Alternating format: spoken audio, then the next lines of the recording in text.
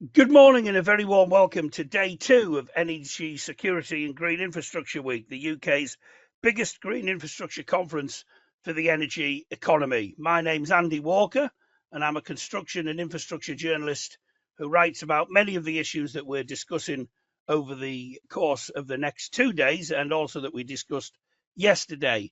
Many thanks as well to our sponsors of Energy Security and Green Infrastructure Week. That's Cundall, Epicam and Vattenfall Heat UK for their support for the week. Today we're going to be focusing on heat networks when we start our panel sessions at 9:30. But first of all, to get us underway, we have a couple of opening addresses from key people in the energy and net zero field. First, we'll hear from Stuart Broadley, who's Chief Executive of the Energy Industries Council, and he'll be followed by James Naish MP, Labour Member of Parliament for Rushcliffe, who's got a very interesting background and career within the energy sector. Now, as a journalist writing about net zero issues, and indeed as a journalist generally, it would be remiss of me not to mention I think it's fair to say, momentous events that have taken place overnight in America. Of course, this conference can't in any way do justice to all the ramifications of how that might play out going forward, and nor would we try to, because frankly, it's only just happened and there are better brains than ours who are going to be looking at that. However, inevitably, and we did have some discussion yesterday about the prospects of the outcome of the US presidential elections for the whole green agenda, and undoubtedly there will be some conversation about that as we progress through today's conference and indeed tomorrow's as well. And I know that when Stuart speaks, he's going to talk about a global overview of the energy market. He's going to look at some of these key drivers around net zero and also what all of this means for the domestic situation in the UK as well. But I don't want to steal any of Stuart's thunder because I know he's going to be a very insightful opening speaker for us this morning. So without further ado, Stuart Broadley, the floor is yours. Thank you, Andy, and hi everybody. Very nice to meet you all virtually. So yes, I'm Stuart Broadley, CEO of EIC. EIC is an 81-year-old not-for-profit trade association, British organisation, but with a global role to help energy supply chain to understand the world's energy markets and to win business around the world. We're a membership organisation with nearly 1,000 members, and we have a lot of data that helps our members to find their way around the market and win business. So I'm going to touch on some of that data as I talk today. I'm calling from Abu Dhabi, in fact, at the world's biggest energy show, which is called ADIPEC, which sees 200,000 people come through the doors. And we have the UK's pavilion here managed by EIC, which is the largest UK pavilion at any energy show in the world. So the UK's market, if I think about looking at the global market, a helicopter view, if you like, the total global market for CapEx works of projects that are currently out there that have been announced that we all hope will happen, but much of it not yet funded, is worth about $15 trillion. If you look at the energy industry today, it's still kind of has many aspects to it, many sectors. All sectors are active and busy today. I mean, nuclear and oil and gas, and renewable and hydrogen, and carbon capture, and so on. But we're always very keen to understand not really the projects that are announced or talked about in the news or perhaps pledged by policymakers being important for net zero, but actually which projects are most likely to happen. And ultimately, the only one simple way, only one real way of measuring which projects are likely to happen is whether they're funded. And that's the FID, so the final investment decision. And that's one of the things we track. We attract 15,000 projects around the world across all energy sectors, and we track when those get to FID. So the stats are interesting and very indicative in terms of how are we doing on our global journey to net zero. So about between 30 and 50% of the world's large nuclear and oil and gas projects are currently at FID. So very well funded sectors. Large nuclear, I would caveat as being mainly in China. That's where most of the nuclear projects are happening right now. Although nuclear is, through taxonomy, now seen as qualifying towards net zero, so it's more popular in many other countries. And oil and gas, of course, is booming around the world in a sort of reset after 10 years of underinvestment. So what of the net zero technologies? Well, this is where the news, if you like, in terms of net zero is not so good because of that 15 trillion. The largest single sector is actually fixed offshore wind, which is 2 trillion of that 15 trillion. And of that, it's not anything like 30 or 50% FID. It's only 7% of those projects are currently funded. So that's 130 billion of that 2 trillion actually funded, which is really low, very disappointing. Why is this? Well, because when we had higher inflation, which led to higher interest rates, those projects went from low margin to zero or negative margin. They just couldn't go forward. And we're still faced with that financial economic challenge of those projects today. Hydrogen and carbon capture is also at low FID rates, kind of 5% only. That's a different reason, which is there isn't still much demand. There aren't many off-takers for people willing to pay for expensive new technologies, even though they're critical to harder to abate sectors. So I guess in summary, if I look at the global view, the supply chain, they've been told for many years by policymakers and by the COP organization and others that we have to start moving to invest towards net zero. I think everybody I speak to want to do that, but they've learned now that they have to do that based upon when the money is there, when it reaches FID, not based upon pledges. Second thing I'd say is this idea of net zero really took to greatest force around the time of COVID at the start of 2020, and where it felt like anything was possible, where all the world's countries and companies felt like we have to solve COVID, we have to find a pandemic. All barriers came down and everybody worked together. And it was really an incredible time where it felt like anything was possible. So in that time, the pandemic was resolved. We did find a vaccine as a planet. Unfortunately, net zero was not done in time. And here we are now after then, with many divisions now around the world, debts due to COVID, making many investments now not fundable. Great uncertainty geopolitically, but still also seeing very destructive weather events. And so it feels like we're now in a bit of a sort of difficult time. We want to do net zero, but it's not progressing as we'd hoped. A factor in a Trump win very much does look like, doesn't he, that he will become, for a second time, US president. I know he famously, of course, will probably exit COP again, will try and rip up perhaps the Inflation Reduction Act, which has been such a boon in the US for the green lobby. He will absolutely focus again on boosting oil and gas and opening LNG trade routes again. In fact, largely trade will be one of his big areas of focus. He will use tariffs to strengthen the US position. This may lead to trade wars. He will have an impact on European and Middle East wars as well. And of course, there are NATO questions. So he's going to have a big impact on the international stage. So if you like, the new global shock has just happened. It's happening right now. And all of us have to now learn to respond to this, be resilient to it once again. I would actually mention that obviously we have a new Labour government in the UK, and I was disappointed to see that trade was not mentioned, as far as I can remember, once in the 1.5 hour budget statement. And I think that will have to be revisited now with a Trump presidency, because he's all about trade. When you speak to companies in the energy supply chain in the UK, they all want to do the right thing for net zero, but they are living in the real world where, with these uncertainties in the market and with projects that are just not reaching FID, they'll do it based upon when there's profit to be made, not when a pledge is made. I think I would wrap up with just then sort of refocusing internally now, domestically, on energy policy. And I think it's very interesting that obviously Labour government is pursuing GB Energy, and we're all still waiting for more details on that, but it could be a really powerful kind of state-driven view on how to develop and operate and own assets, but the details of that are not yet clear, so we look forward to that. Obviously, Aberdeen is the headquarters for GB Energy, and I think that's seen as a good move.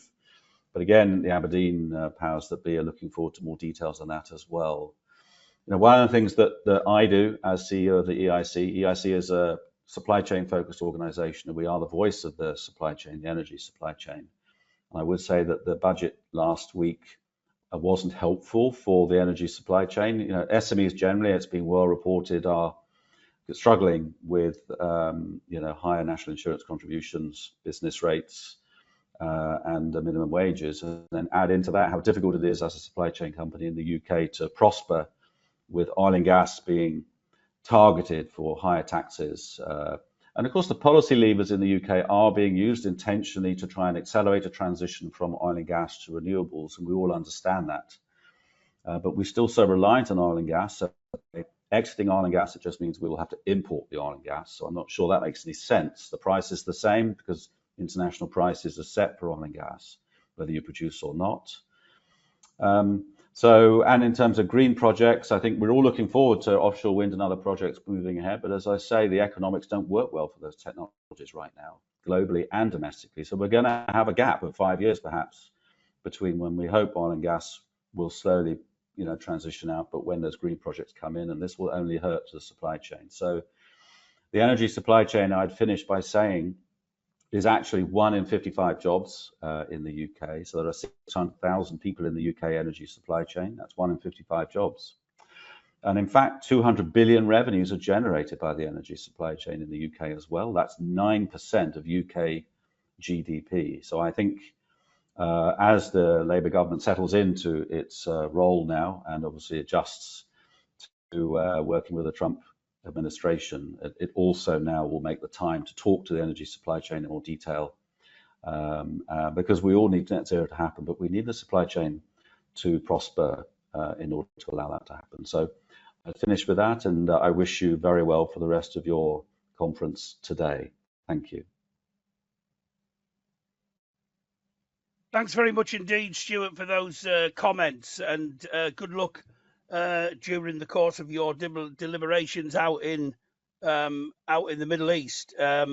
Stuart's organisation, I know, will play a key role in highlighting many of the issues that Stuart's just been speaking about. It is indeed one of the world's largest energy trade associations, as he said, with more than 950 member companies. And I know that obviously governments will be reaching out to you as well going forward. So much food for thought there, and a very good entree, I think, into not just our deliberations during today, but also quite a good entree and an intro to our next speaker, who is a Labour MP, no less.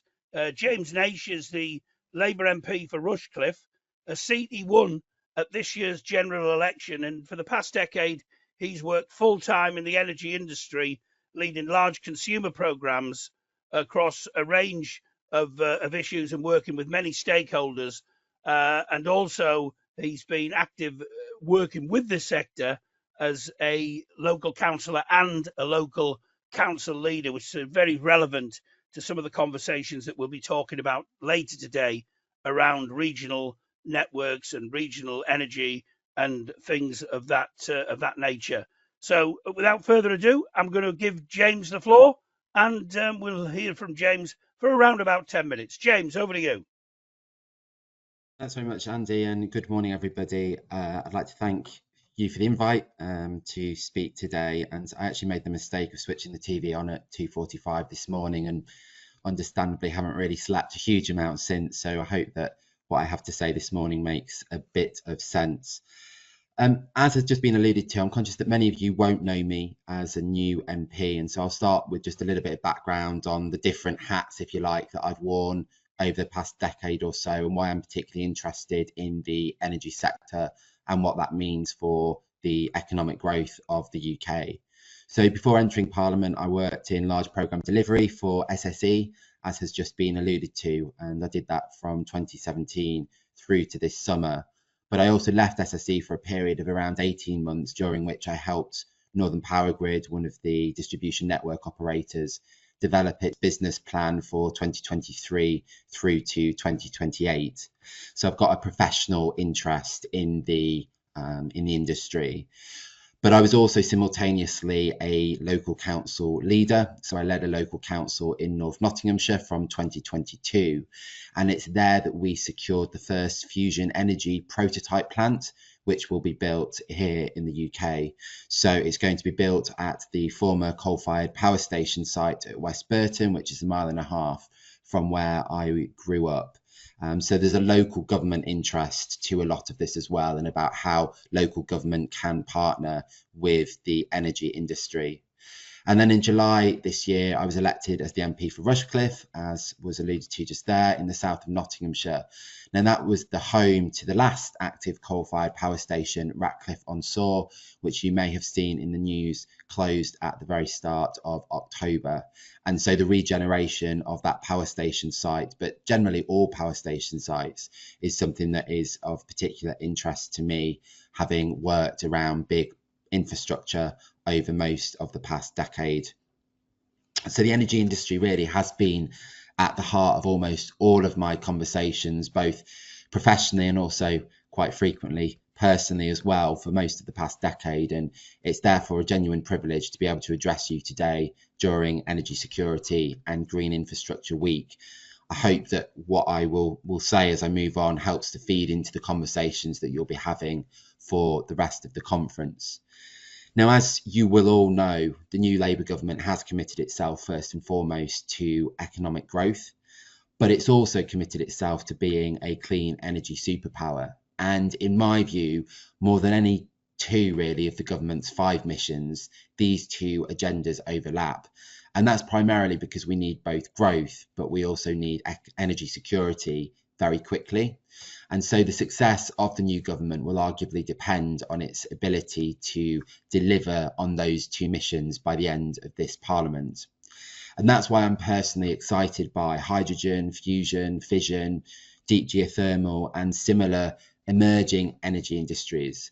We all know that the UK is a global leader in renewables, but as a part of that economic pie, green industries still collectively only contribute a relatively small percentage, not an insignificant one, but it's still relatively small, as Stuart spoke about a moment ago.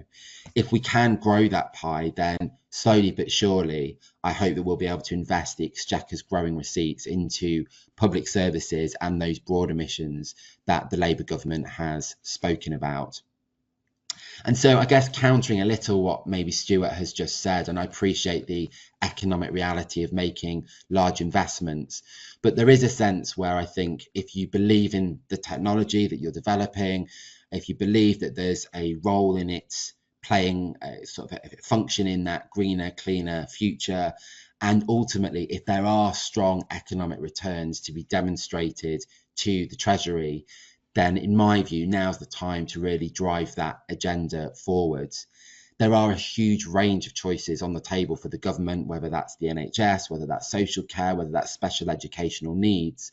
And so there's really a need to move away from a tell government mindset to a show government mindset, so that we can very clearly demonstrate that there is value in continuing to invest in these sectors. I fully appreciate the government has a role to play in setting the regulatory and investment environment, but it will be easier for the government to play that role when there's overwhelming evidence that it's the right thing to do, not only environmentally, but also economically for the country. I know many of you are already doing that, but it does feel like that investment window is narrowing or getting ever narrower. And so the next 5 years, from my point of view anyway, are all the more important. In terms of kind of broad high level messages, I guess that deals with them, but there's also a lot of practical operational things that I think are really important. And I'd probably start by just talking briefly about NESO, the National Energy System Operator. I was really pleased to join a recent event in Parliament which confirmed the requirement for NESO to produce the first strategic spatial energy plan for Great Britain. Now, in my view, that's something that's been a long overdue development. In December 2021, I actually took a motion to my council in North Nottinghamshire about producing a local area energy plan for the district. I've long held the view that we need these plans and that they should be compulsory for all local authorities in exactly the same way that we have compulsory, statutory responsibility for local plans for housing. Just like with housing, with energy, one size won't fit all. And I think we need tailored solutions that consider the unique characteristics and needs of distinct communities. And local area energy plans are an effective way of doing that. So I do hope that the requirement for NESO to produce a strategic spatial energy plan will put proper strategic energy planning back on the agenda. But I do believe that that needs both top-down and bottom-up energy strategies so that we can address the uniquely complex problem of trying to build an electricity network that's suitable for 21st century Britain. A second big area of interest for me is around community energy. And I believe that community energy is going to be essential really to landing the balance between strategic need and local acceptance. The work that many of you are doing attending this conference, the work that you'll be doing when you go back to your day jobs will ultimately be felt in the towns and villages across the country for many years to come. There's a huge amount of work that needs doing. And that will also be felt by local representatives at the ballot box. So determining the right package really of compensation measures, that is also going to need to vary from place to place, especially in more affluent rural communities where we are tending to see a fair amount of opposition to new energy generation structures. And so alongside planning reform, which clearly the government is leading on, I think strategic thinking is also going to be required about how we unlock genuine community energy projects, because I think they're required to both promote a sense of energy resource ownership, but also a sense of return for the disruption that will be experienced by communities over the coming decade. A third thing that I want to just allude to is demand side management. I'm sure, as many of you know, electricity demand is expected to double by 2050, and I don't think the grid is going to be ready for that. And therefore, markets need to be improved, and we need to be able to work and think about the role that demand has to play. If we don't embrace supply and demand in equal measure, then I think it potentially threatens the overall path to net zero, and it could also cost the country billions in extra infrastructure that may not be needed in the here and now. And we can't afford that. We can't afford to go down that route. So we need to also be thinking about what role insulating homes, improving heating systems, embracing smart technology, what's the role that all of those can play in empowering grid operators and consumers to monitor and manage energy usage more effectively. Fourth thing would be that I'd want to just talk about would be around storage. So I think one of the reasons for promoting energy planning and believing in it is that it will allow local people to ultimately identify the right mix between energy generation, between consumption, but then also crucially storage. And as we increase our reliance on renewables, we are going to need to invest in reliable storage solutions so that we can do that balancing of supply and demand. And I think this is where innovations in battery storage and other technologies can undoubtedly come into play. I know that certain storage techniques are maybe a bit more controversial, so you could probably put carbon capture at the moment into that space. But from my perspective, I want to see high quality jobs, I want to see economic growth, and I welcome therefore the funding into a broad range of storage solutions, whether that's funded through the public sector or the private sector, because I think they have got a really important role to play as we make the transition.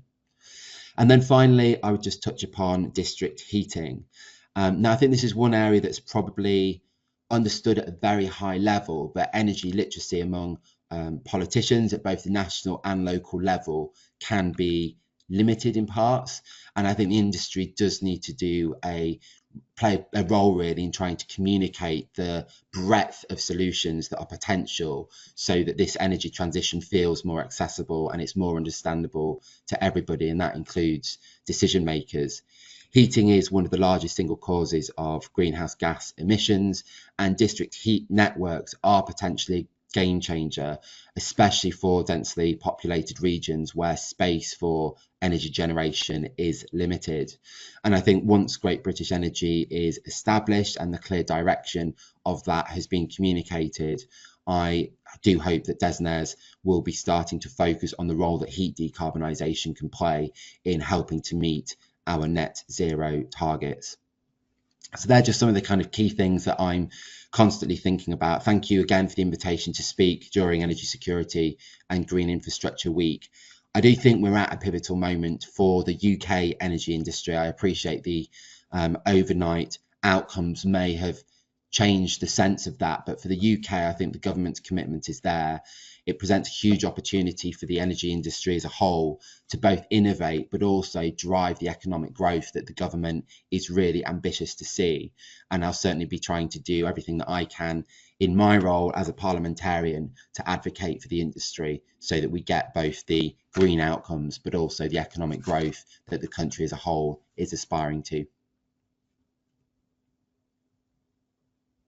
Thanks very much indeed, James, for those comments. And I think the points that you raised towards the end should be remembered by and taken to heart by everyone at this conference. The sense that we need to have a show government mindset, and the fact that you also mentioned the level of energy literacy, as you described it, amongst politicians, because I'm always struck by the fact that politicians have to know a hell of a lot about a big, long, narrow line of stuff, but they never go deep down. And that's just the way of the world.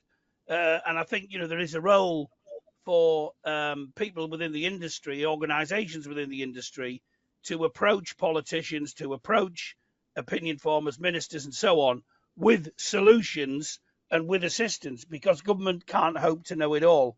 And I think, it's good to hear from you that there is that potential open door there with people, to have those kind of conversations and to have those solutions, and particularly finishing off on the heat networks as well, which we're obviously going to be discussing in our panel session, which starts at 9:30. So thanks, James, for your contribution. Thanks, Stuart, as well, earlier for some very insightful remarks on the wider situation as well.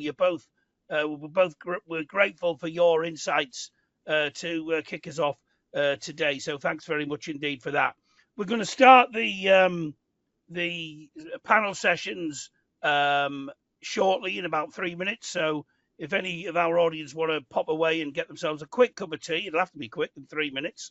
Then please do so, and we'll return in 3 minutes. But thanks again, Stuart, and thanks again to James for your inputs this morning. Thank you very much, and we'll see you all at 9:30.